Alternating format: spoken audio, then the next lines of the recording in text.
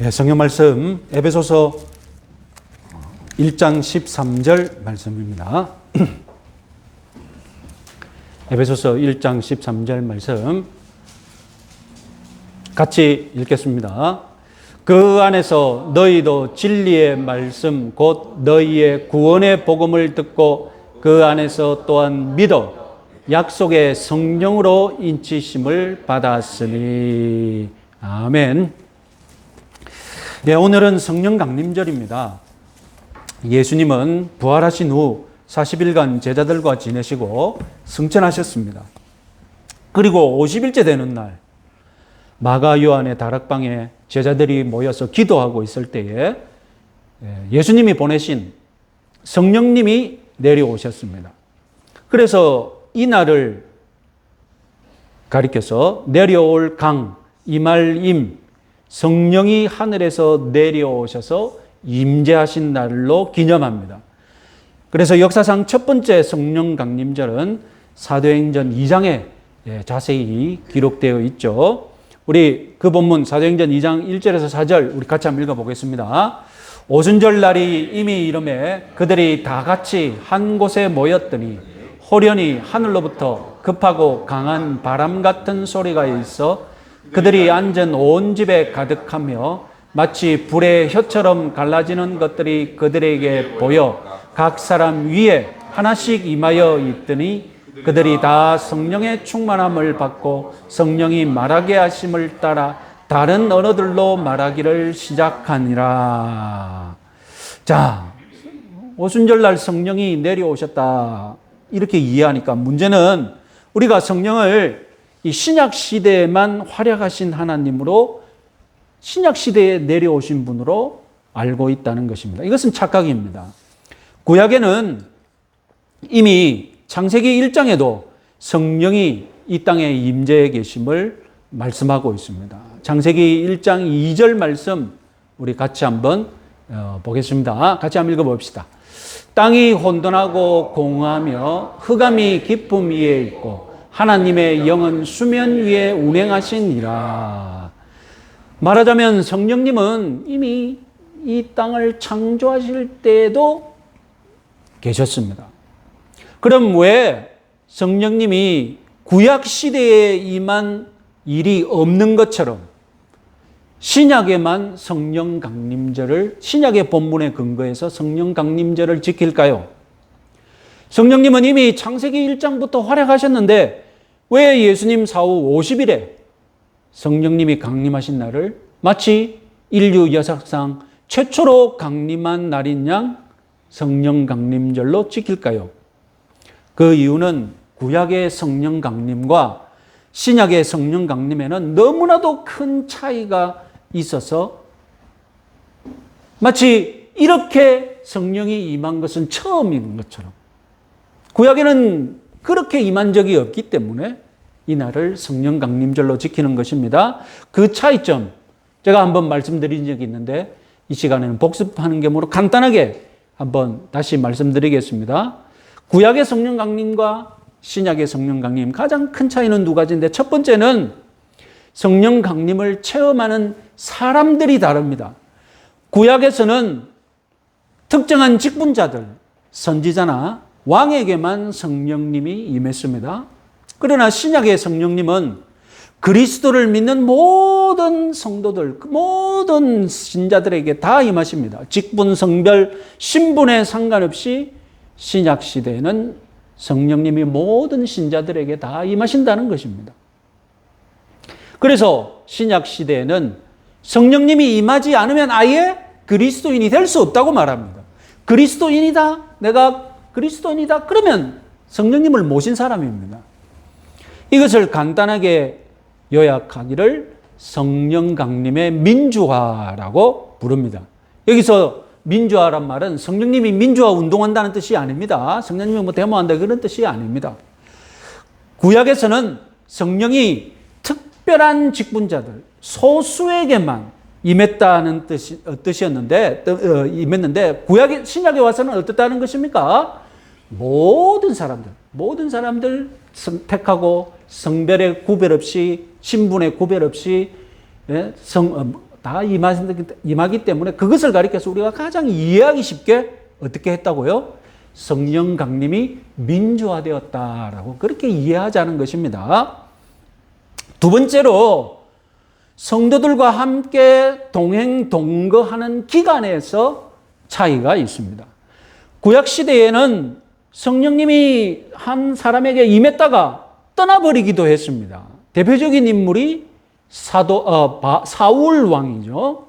사울은 왕으로 임재할 그때에 성령님이 임재하시니까 자기가 감당을 못해가지고 막 하루 종일 예언하러 다니기도 하고 그렇게 성령 강림을 감당할 수 없는 인물이었습니다. 그래서 사울 왕은 결국 이 성령을 모셔놓고도 자기 죄를 주체하지 못해서 다윗을 죽이려 하다가 어떻게 했습니까? 성령이 떠나버리기도 하셨고 심지어는 성령이 떠나버리니까 오히려 마귀 악신이 사울에게 들어와서 끝까지 사울 왕을 죽이는데 다윗을 죽이는데 혈안이 된 채로 살아가기도 하죠. 그러나 신약 시대의 신자들에게는 성령님이 임하시면 떠나가는 일이 없습니다. 자, 마태복음 1장 23절 말씀 우리 같이 한번 읽어볼까요? 마태복음 1장 23절 보라 처녀가 잉태하여 아들을 낳을 것이요 그의 이름은 임마누엘이라 하리라 하셨으니 이를 번역한즉 하나님이 우리와 함께 계시다 함이라. 여러분 기억나십니까? 아기 예수의 탄생을 알려주던 천사가 아버지 요셉에게 한 말입니다. 네가 아들의 이름을 임마누엘, 즉 하나님이 우리와 함께 계신다. 그런데 정작 임마누엘이라고 이름 안 지었죠? 이것은 무엇을 가리킵니까?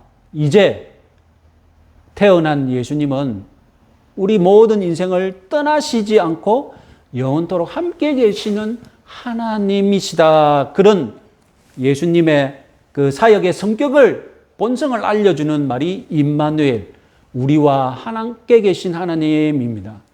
그런데 여러분 마태복음 28장 20절을 읽어봅시다. 마태복음 28장 20절 볼지어다 내가 세상 끝날까지 너희와 항상 함께 있으리라. 마태복음 1장의 임마누엘이 마태복음 28장 끝나면서도 역시 무엇입니까? 임마누엘의 하나님으로 말씀하시거든요. 그런데 이 말씀하시면서 예수님은 어떻게 하셨습니까? 마태복음 28장 20절 이 말씀을 하시면서 정작 예수님은 어떻게 하셨습니까? 하늘로 올라가 버리셨어요. 아니 내가 너희들과 함께 있겠다. 영원히 함께 있겠다. 임마누엘의 하나님이다. 말씀하시놓고 그럼 옆에 있어야지. 하늘로 올라가 버리셨어. 이런 황당한 약속이 어디 있습니까? 그런데 여러분 이 예수님의 약속은 다름이 아니라 예수님의 영이신 성령님이 오심으로 이 약속은 지켜지게 됩니다. 우리 모두의 마음속에 성령님이 영원히 거하시기 위해 성령님이 오셨던 것입니다.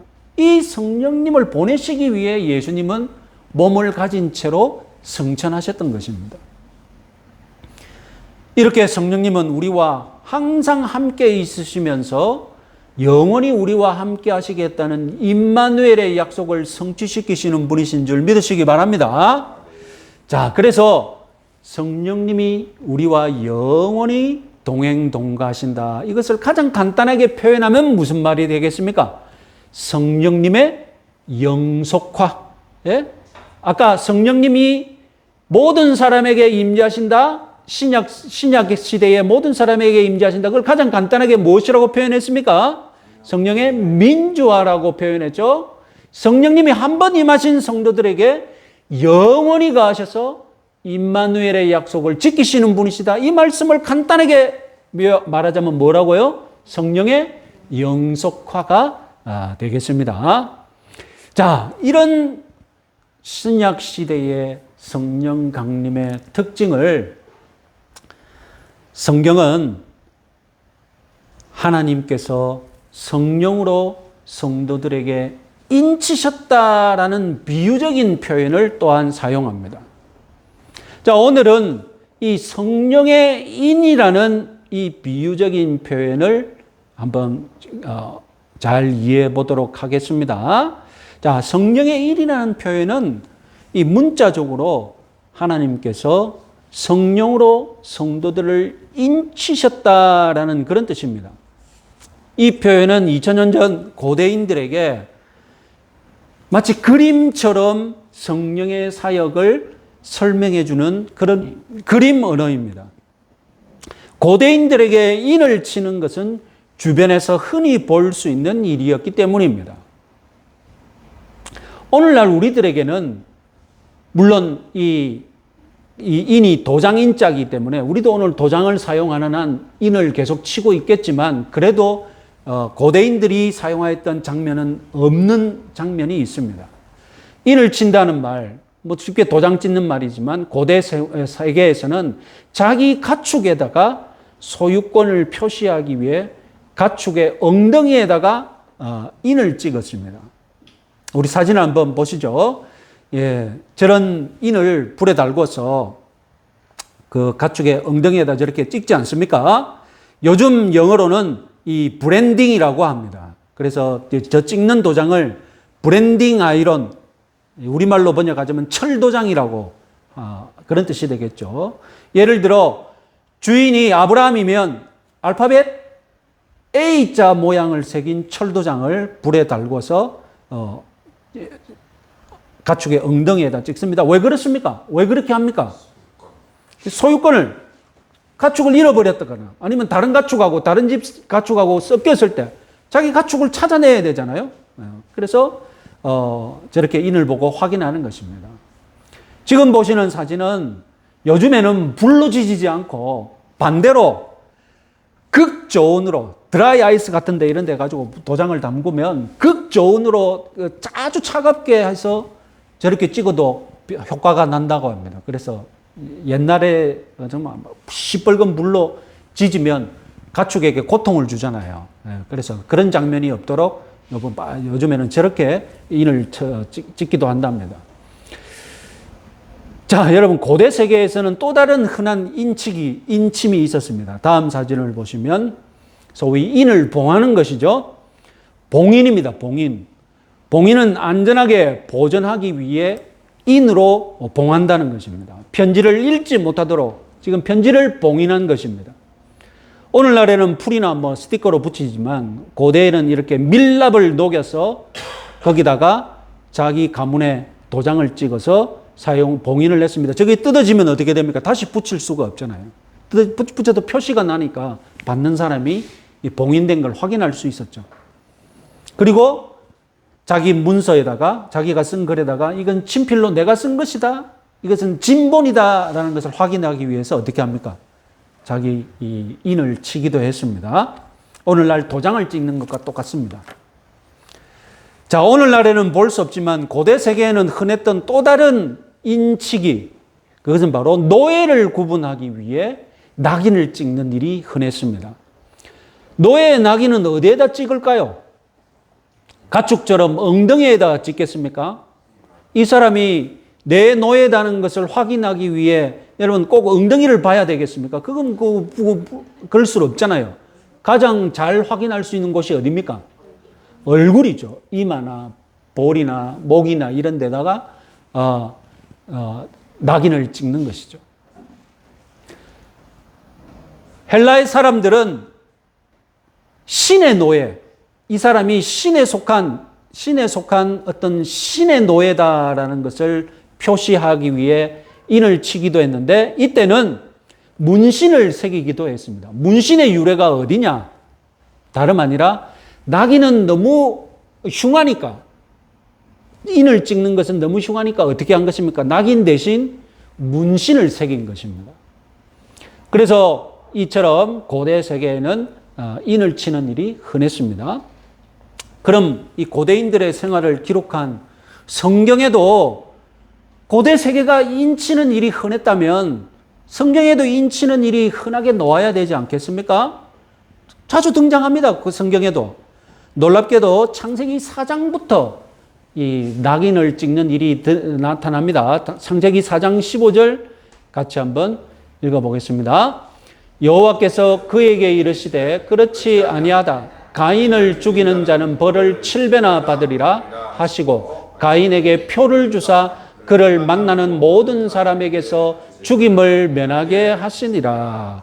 하나님이 가인에게 표를 주십니다. 그래서 만나는 사람이 가인이 하나님께 소유된 자니 가인을 죽이지 못하도록, 가인을 손대지 못하도록 표를 주신 것입니다.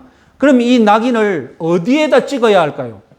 사람이 지나가다가 딱 보면 저 사람은 하나님께 속한 사람이네, 내가 건드리면 안 되겠네, 알아야 될 것 아닙니까? 낙인을 엉덩이에 찍으면 안 되잖아요. 그러면 그 사람을 언제 볼 수 있습니까? 대소변 볼 때나 저 사람이 하나님께 속한 사람이구나, 그래서는 안 되잖아요. 지나갈 때 딱 봐야 되지 않습니까? 저 사람 건드리면 안 되네. 그러면 이 낙인은 어디에 찍힌 겁니까? 얼굴에 찍혔죠. 이마에 찍혔겠죠. 이마에 찍혀야만 지나가는 사람이 보고 저 사람 건드리면 안 되는 사람이구나 하는 것을, 하나님께 속한 사람이라는 것을 알 수 있지 않겠습니까?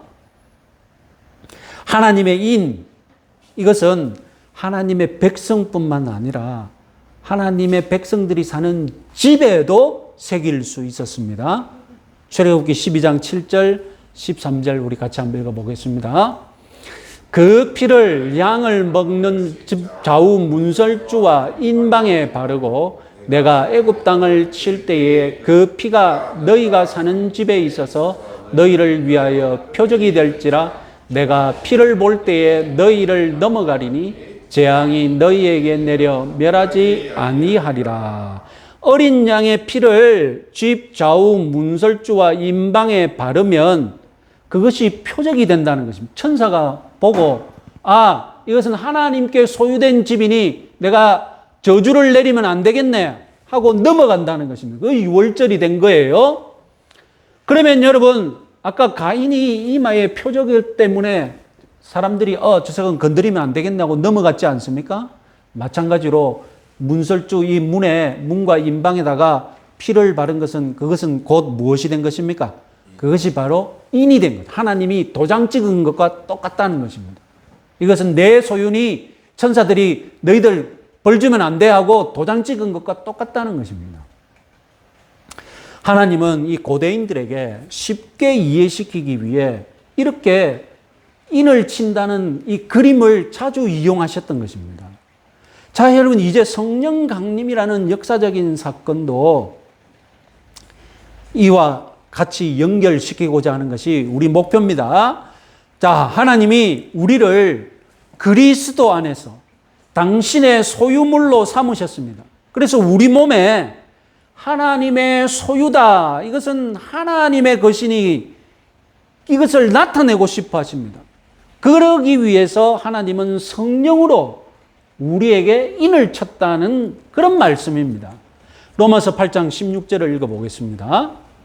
로마서 8장 16절, 성령이 친히 우리의 영과 더불어 우리가 하나님의 자녀인 것을 증언하시나니. 성령이 우리의 증언자가 되시는데 무엇을 증언하신다고요? 우리가 하나님의 자녀인 것을 증언한다는 것입니다. 성령이 인처럼, 하나님의 도장처럼 우리 몸 안에 있어서 하나님 영적인 존재가 볼 때에 하나님의 도장이 있네, 하나님이 인을 치셨네, 성령을 보시고 그렇게 해서 하나님의 소유인 것이 드러난다는 것입니다. 이 성령이라는 표현은 성령께서 어떤 도장을 들고 우리 몸에 찍었다는 뜻이 아닙니다. 성령께서 직접 우리 몸에 도장을 찍었다는 뜻이 아닙니다. 영적인 그림 언어입니다. 하나님께서 우리를 자녀 삼은 것을 입증하기 위해, 확신을 주기 위해, 증명하기 위해 우리에게 영적인 도장을 찍으셨는데 그 도장, 그 직인이 바로 성령이라는 뜻입니다. 그래서 성령으로 인치셨다, 성령의 인, 이런 뜻이 됩니다. 지금 우리 몸을 아무리 살펴봐도 우리는 도장 맞은 자국이 없습니다. 그러나 우리 영혼에는 하나님의 도장이 찍혀 있는데 그것이 바로 성령을 우리가 맞이한 그 경험, 성령을 우리가 맞이한 그 자국이 있다는 겁니다. 그림 언어예요. 그림 언어. 하나님이 자기 소유물에다가 인을 치시는 이야기 요한계시록에서 완결됩니다. 계시록 7장 3절 4절을 읽어봅시다. 우리가 우리 하나님의 종들의 이마에 인치기까지 해야지 말라 하더라. 내가 인침을 받은 자의 수를 들으니 이스라엘 자손의 각 지파 중에서 인침을 받은 자들이 14만 4천이니. 여러분, 그 유명한 14만 4천 명. 그런데 이 14만 4천 명의 특징이 무엇이냐? 이마에 무엇을 받았다고요? 하나님의 인침을 받았다는 것입니다. 그래서 이들은 하나님이 이 땅에 심판을 내릴 때에 그 심판의 재앙으로부터 보호를 받는다는 것입니다. 왜냐하면 하나님이 내 것이니 손대지 말라고 인을 쳐놨기 때문입니다. 자기 재산이니까 보호한다는 겁니다. 내 재산에 손대지 말라는 것입니다. 그런데 여러분, 요한계시록에 이마에 인을 친다는 것을 문자 그대로 이해해서는 안 됩니다. 지금 저와 여러분들이 성령의 인침을 받았듯이 요한계시록이 말하는 이마의 인침도 영적인 그림 문자입니다. 인을 찍는다는 표현은 하나님의 소유물이니 구분되었다는 뜻입니다. 여러분, 우리 이마에, 지금 이마에, 내 이마에 하나님의 인이 없다고, 눈으로 볼 수 있는 인이 없다고 여러분, 내가 하나님의 소유된 백성이 아닙니까? 하나님은 이미 창세전에 자기 백성들을 구원하시기 위해 선택하시고 구별해 놓으신 분이십니다. 그런 분이 이마에 인이 없다고 자기 백성을 구별하지 못하겠습니까? 이마에 인이 있어야만, 그것을 봐야만 자기 백성을 구원하실 수 있는 그런 하나님이시겠습니까? 그 정도의 능력밖에 안 된다면 우리가 하나님 믿을 필요 없습니다. 하나님은 이마에 그림, 그 인이 없어도 자기 백성을 아시고 구별하시고 보호하시는 분이십니다. 하나님에게 인을 찍는 행위, 사실상 하나님에게는 아무런 의미가 없습니다. 하나님에게는 인이 있으나 없으나 자기 백성 구별하시고 보호하십니다. 그러면 왜 우리에게 굳이 내가 너희들에게 성령의 인을 쳤다, 이 그림을 왜 우리에게 말씀하십니까? 우리에게 확신을 가지라고. 고대인들은 내가 속했다, 내가 누구의 것이다, 내가 누구의 소유물이다, 이것을 가장 쉽게 알아듣는 말이 무엇입니까? 고대인들에게 너는 누구의 소유다, 그것을 가장 쉽게 알아듣게 그림으로 딱 보여주면 그것이 무엇입니까? 인치는 것이거든요. 당신은 하나님의 인을 맞은 자입니다 하고 하나님의 인을 얘기하는 것이 가장 쉬운 말이었던 거예요. 그래서 하나님은 우리들에게 네가 내 소유다, 네가 내 재산이다, 너는 보호받을 것이다, 이것을 확신시켜 주기 위해 우리에게 그림 언어로 말씀하셨는데 그것이 무엇이라고요? 성령의 인침입니다. 그러니까 여러분, 인을 쳤다는 표현, 이것은 하나님이 물질적으로 진짜 그 브랜딩 아이론, 그것을 들고, 그 철도장을 들고 낙인을 찍고 그것을 보고서야 하나님이 자기 백성을 구원한다, 그런 이해, 그렇게 받아들이시면 안 됩니다. 하나님의 인은 하나님의 소유된 백성에게 확신을 주는 상징적인 그림 언어입니다. 고대인들에게 내가 하나님께 구별되어 소유되었다는 확신을 주시기 위해 당신은 성령의 인침을 받은 자입니다, 이렇게 말씀하셨고, 요한계시록에서는 14만 4천 명이 그렇게 이마에 인을 맞을 것이다, 이렇게 말씀하신 것입니다. 오늘날 저와 여러분들의 이마에도 영적으로 성령의 인침이 있는 것을 믿으시기 바랍니다. 내가 하나님의 소유된 백성인데 하나님께서 너는 내 소유다, 내가 너를 보호할 것이다, 이것을 우리들에게 확신을 주기 위해 성령의 인침, 내 이마에 성령의 인이 있다는 것을 믿으시기 바랍니다. 자, 여러분, 이제 성령의 인, 이 하나님께서 성령으로 우리에게 인치셨다는 이 고대의 표현을 여러분 잘 이해하셨죠? 이제 우리는 그럼 사도행전 2장 이 오순절 성령 강림 때의 현상을 주목해 보겠습니다. 여러분, 오순절 날 일어났던 일이 바람 같은 소리가 있었고 불의 혀처럼 갈라지는 것들이 사람 위에 하나씩 임하는 장면도 있었고 그리고 방언을 하는 일도 있었습니다. 여기 특별히 여러분 사도행전 2장 3절을 한번 주목해 보겠습니다. 3절을 한번 보시면 사도행전 2장 3절 예? 마치 불의 혀처럼 갈라지는 것들이 각 사람 위에 하나씩 임하여 있더니 여러분 이건 무슨 장면이겠습니까? 이것을 여러분 어떤 화가가 그림으로 표현한 것이 있는데 여러분 아주 잘 표현하였죠? 예? 불의 혀처럼 갈라지는 것들이 각 사람 위에 임하였더니 이것을 이 어떤 화가가 이렇게 표현했습니다. 자, 여러분 이 그림과 다음 그림 여러분 아까 본 사진 한번 비교해 보겠습니다. 다시 앞에 사진 볼까요? 여러분 어떻습니까? 상징적으로 같은 일입니다. 왜 성령님은 불의 혀처럼 갈라져서 각 사람 위에 임했을까요? 왜 하필 성령님은 불의 혀같이 불의 혀 같은 형상으로 각 사람 위에 임할까요? 그것은 다름 아니라 불에 달궈진 그 철도장이 이마에 낙인을 찍는 것처럼 성령님이 그 사람 이마에 인을 치는 장면으로 임하신 것입니다. 인을 선명하게 찍으려면 인이 어떻게 되어야 될까요? 인은 불에 시뻘겋게 달궈져야 합니다. 성령의 인을 찍으려면 성령도 불같은 분으로 상징적으로 그렇게 나타나신 것입니다. 그래야 오순절에 그리스도께서 제자들에게 불같은 성령의 인으로 제자들을 이마에 인을 치신 것입니다. 우리 성도의 이마에는 영적으로만 볼 수 있는 성령의 인이 있음을 믿으시기 바랍니다. 여러분 이마를 여러분 한번 만져보세요. 네, 뭐 주름만 잡힙니까? 네, 없어요. 그러나 여러분 영적으로 성령의 인이 여러분 이마에 불도장을 찍으셨습니다. 그러니까 여러분 하나님 앞에 올 때에 여러분 하나님이 자기 소유물을 보실 건데 여러분 어떻게 해야 되겠습니까? 내가 하나님 앞에 오면 어떻게 해야 되겠습니까? 예?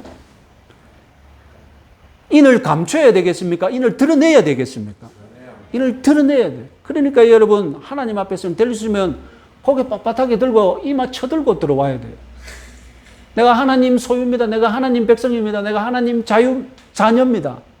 하나님 보세요.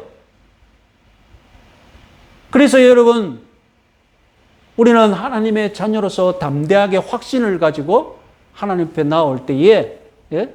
이마부터 하나님 앞에 내밀어야 돼요. 내가 14만 4천에 속한 자입니다. 내가 이마에 인침을 받은 자입니다. 라고 여러분 자신 있게 하나님 앞에서 그런 담대함을 가지고 나오시기 바랍니다. 하나님이 인을 치는 것은 하나님이 자기 소유라는 것을 증명하기 위함입니다. 하나님이 인을 치는 것은 보호하고 소유하고 아끼겠다는 뜻입니다. 어떤 시대를 사는 사람이었던 하나님의 인을 가진 사람은 하나님의 보호를 받는 자임을, 하나님이 자기 재산이니 지키시는 자임을 믿으시기 바랍니다. 가인 같은 죄인도, 가인 같은 살인자도 하나님이 보호해 주기 위해 그 이마에 인을 치셨지 않습니까? 애굽의 백성들이 하나님의 심판을 받을 때도 하나님이 자기 재산, 자기 소유인 백성들은 보호하기 위해 그 집을 인쳤지 않습니까? 오늘날 저와 여러분들은 그리스도 안에서 하나님이 보호해 주시기 위해 하나님이 인을 치셨다는 것을 믿으시기 바랍니다. 우리 집도 하나님이 인친 집임을 믿으시기 바랍니다. 내 이마에 우리 집에 하나님이 인을 치놓으셨습니다. 자기 재산이니 다른 어떤 악한 것도 건들지 말라라고 보호하시기 위해 인을 쳐셨다는 것입니다. 하나님이 우리에게 인치신 이것이 우리의 생명줄입니다. 하나님이 우리에게 인치지 않으셨다? 그 말은 곧 무슨 뜻입니까? 너는 내 소유가 아니다. 너는 내 재산이 아니다. 너는 내 백성이 아니다는 뜻이에요. 그러니 성령으로 인을 치신 것, 이것이 우리의 생명줄인 거예요. 성령의 인이 없는 사람 하나님의 보호하심을 못 받습니다. 성령의 인을 받은 사람만이 하나님의 보호하심, 인도하심을 받는 것을 믿으시기 바랍니다. 인을 친 자국의 특징이 무엇입니까? 여러분 아까 그 시뻘건 불도장을 왜 그렇게 불도장을 찍습니까? 왜 그렇게 하지 않으면 그 인이 무용지물이 되니까요. 그렇게 동물의 가죽에다가 잔인하게 인을 새겨야만 그 인 자국이 그 동물 죽어 없어질 때까지 평생의 자국으로 남으니까 그렇게 여러분 시뻘건 불로 달궈서 인을 친 것 아닙니까? 그러니까 한 번 인을 치면 어떻게 목적이 무엇입니까? 죽을 때까지 영원토록 그 인을 지니고 살라는 것 아닙니까? 여러분 이것은 무엇과 연결됩니까? 성령의 영속화. 한 번 내가 성령의 인을 맞았다면 이 인은 영원토록 지워지지 않는 인이라는 것입니다. 성령이 우리 속에 들어오시면 이것 성령님은 다시는 떠나지 않는, 지워지지 않는 낙인인 줄 믿으시기 바랍니다. 성령이 거주하고 있는 이 몸은 영원토록 이렇게 갈 몸이라는 것입니다. 여러분에게 내재하고 계신 성령님 영원히 거주하심을 믿으시기 바랍니다. 성령님은 하나님의 도장입니다. 내 속에 계셔서 내가 영원히 하나님의 소유임을, 영원히 하나님의 재산임을 증명하고 계신 분이 성령님이심을 믿으시기 바랍니다. 이렇게 성령의 영원한 임재를 확신하시고 이번 한 주간도 승리하시는 여러분들 되시기 바랍니다.